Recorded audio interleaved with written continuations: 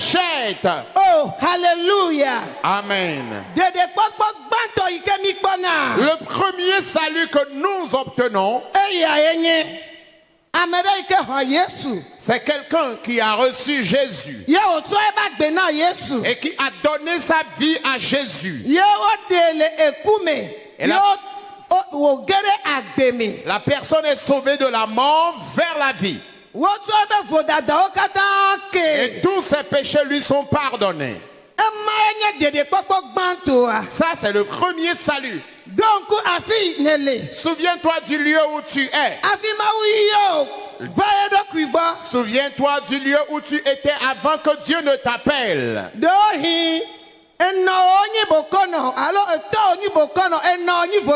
Peut-être ton papa était charlatan et ta maman adepte d'une idole. Et ils ont porté, ou elle a porté ta grossesse dans l'idolâtrie. Et tu es né également dans l'idolâtrie. Tu as grandi dans l'idolâtrie.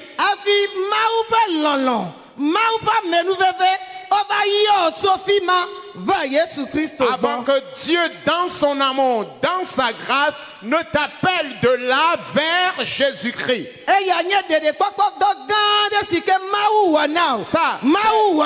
Ça c'est une œuvre de salut que Dieu a eu à accomplir dans ta vie, qu'il a eu à accomplir également dans ma vie.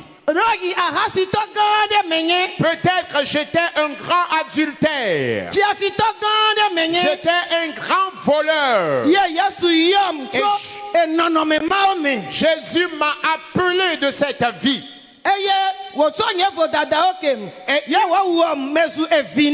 Il m'a pardonné mes péchés et il a fait de moi son fils. C'est ce qu'on appelle la grâce. C'est par la grâce que toi et moi nous sommes sauvés. Ce n'est pas une œuvre particulière que nous avons eu à faire. Tu n'as payé aucun prix. Mais sa grâce, sa miséricorde, son amour, c'est par cela qu'il nous a sauvés. C'est Dieu qui nous a sauvés. C'est lui qui nous dit cette nuit: ne crains rien, car il est avec toi. Il dit qu'il t'appelle par ton nom, que tu es à lui. Tu es donc béni cette nuit, parce que tu es appelé enfant de Dieu. Cette grâce n'est pas accordée à tout le monde d'être appelé enfant de Dieu. Parce que dans votre famille, dans ta grande famille, il y a encore des gens actuellement dans cette famille qui sont encore dans les ténèbres, qui sont couchés dans le péché, qui mènent leur vie telle que bon leur semble. Mais toi et moi, l'amour que Jésus nous témoigne, et il nous a sauvés de ce monde de vie. Il nous a donné un nom, que nous sommes devenus ses enfants. Parce que la Bible déclare: quiconque l'a reçu, à tous ceux qui l'ont reçu, on leur a donné le pouvoir de devenir enfants de Dieu. Pour cela, toi et moi, nous devrons croire en ce Dieu. Nous devrons croire en sa parole qu'il a dit, qui dit: ne crains rien, car je te rachète. Je t'appelle par ton nom, que tu es à moi. Il dit: si tu traverses les eaux, je serai avec toi. Et les fleuves ne te submergeront point. Oh, hallelujah. Amen.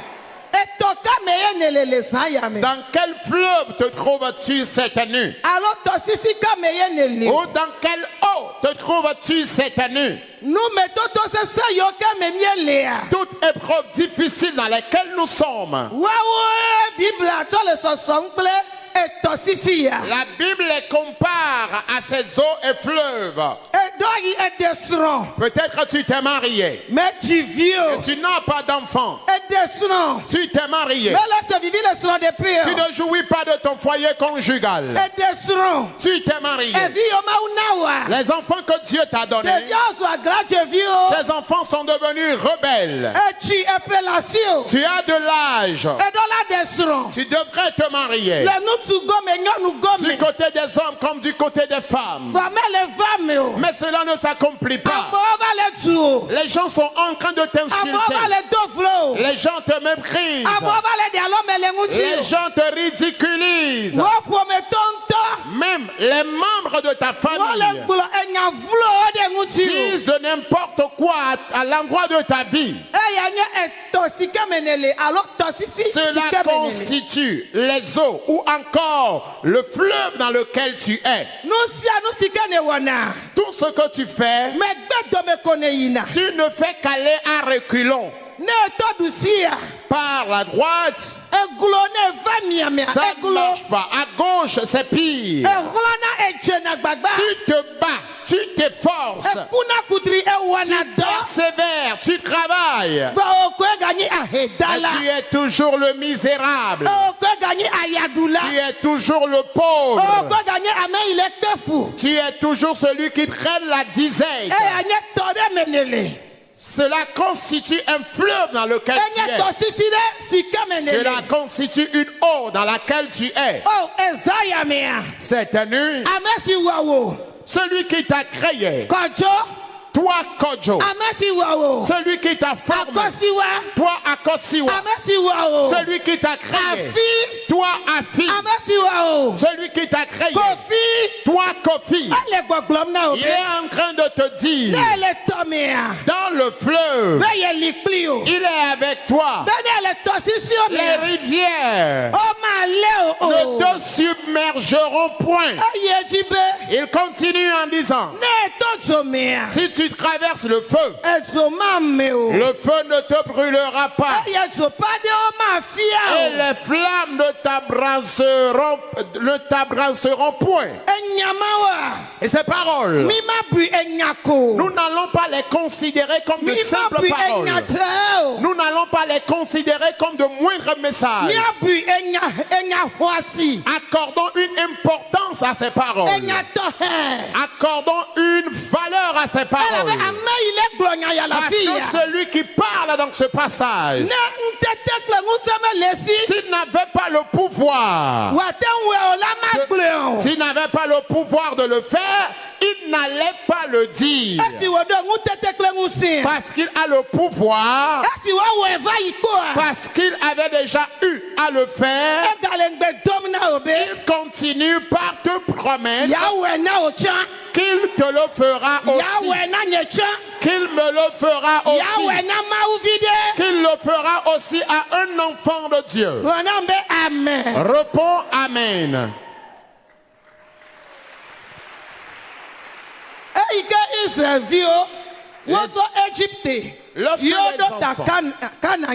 Lorsque les enfants d'Israël ont quitté l'Égypte pour Canaan, dans leur voyage, lorsqu'ils étaient arrivés à un niveau, ils se sont retrouvés en face de la mer Rouge.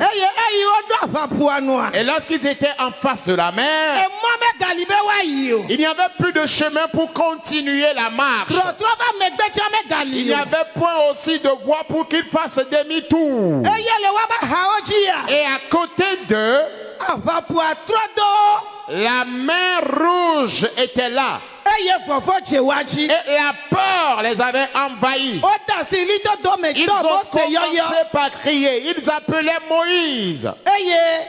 Et Moïse aussi à son tour s'est tourné vers l'Éternel. Et l'Éternel a dit à Moïse, le bâton que tu as dans ta main, envoie ce bâton sur les eaux. Lorsqu'il a envoyé le bâton sur les eaux, il y a eu un vent violent.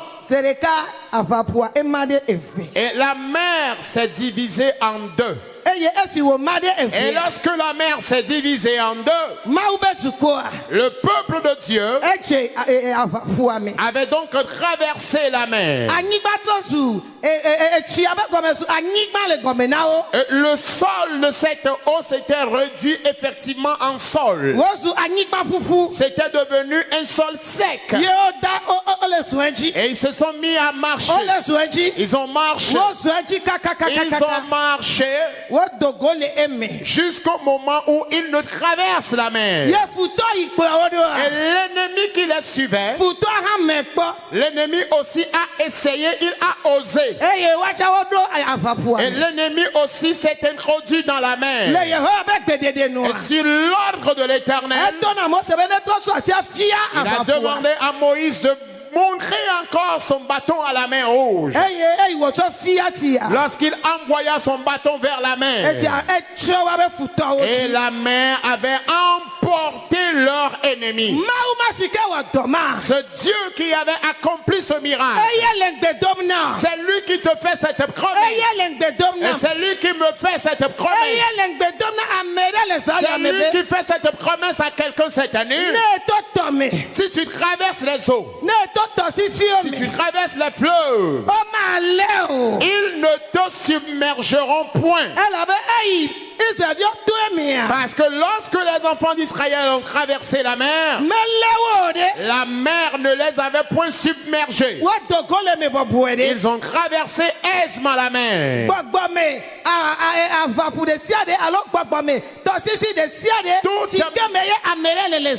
Toute mer spirituelle, tout fleuve spirituel dans lequel se trouve quelqu'un cette nuit,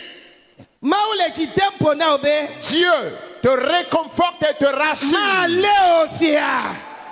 que ces fleuves ne te submergeront point. Tu t'en sortiras tranquillement dans le nom de Jésus. Les enfants d'Israël, au moment où ils étaient en servitude à Babylone, Shadrach, Meshach et Abednego, ils ont été saisis. Pourquoi ont-ils été saisis? L'autre était là qu'ils doivent se prosterner à la statue en or. Et ces trois jeunes hommes, ils ont dit, miette, nous autres, nous n'allons jamais nous prosterner à cette idole en or. Et l'autre disait, quiconque refusera donc de se prosterner à cette idole,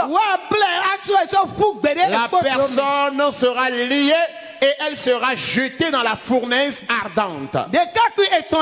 Les trois jeunes hommes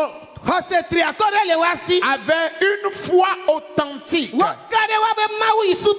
croyaient en leur Dieu. Parce qu'ils reconnaissent qu'il est le Dieu de leur aïeux. Leurs parents ont eu à leur parler de ce Dieu. Les œuvres de puissance qu'il a eu à faire. Les mystères qu'il a eu à faire. Pour cela, ceux-ci remontaient toujours leur foi. Ces paroles leur donnaient une assurance. Et ils se disaient en eux-mêmes, nous autres, nous n'allons jamais nous prosterner à une idole en or. Même s'il est question de mort, nous sommes prêts. Et en vérité, lorsque l'ordre a été donné afin que chacun puisse se prosterner devant cette statue. Non. Ces 3 jeunes hommes ont refusé de se prosterner. Le roi leur avait intimidé. Il leur a dit, préparez-vous. Je vais encore donner l'ordre. Et si vous ne respectez pas cela, je donnerai l'ordre à ce que vous soyez jetés dans la fournaise ardente. Et cela n'avait même pas inquiété les 3 jeunes hommes. Parce qu'ils avaient la foi. Mes chers parents, mes chers frères et sœurs, Dieu auprès de qui tu es venu. Dieu celui que tu adores. Dieu celui dont tu écoutes sa parole. Nuit et jour. Crois en ce Dieu. Crois simplement en ce Dieu. Et l'assurance en ce Dieu. Et que tu saches que devant chaque